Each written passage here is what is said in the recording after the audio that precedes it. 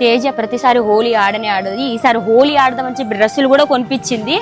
ఆమె ఆడకపోతే మాత్రం అసలు ఊకునేదే లేదు. ఊకున్నా నేను ఒక సరి ఇంట్లో ఉండి మరీ లాక్కొచ్చి మరి ఊస్తాను. నేనైతే ఊరుకునే లేదు. పద పోదాం పండి. తేజ సంగతి చూద్దాం ఈ రోజు. తేజ తేజ తేజ బయటికి రా. ఎందుకే?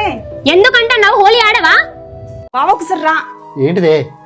మా ఫ్రెండ్స్ అందరు వచ్చి ఆడదామని. మరి పోరాదే, డ్రెస్సులు కొనుక్కున్నా కాదే హోలీ ఆడతా అని.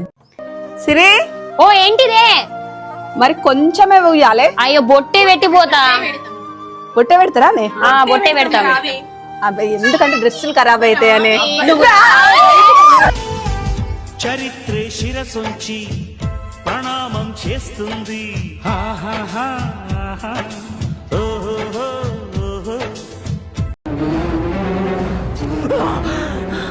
జర్రుంటే చచ్చిపోతుంటరా.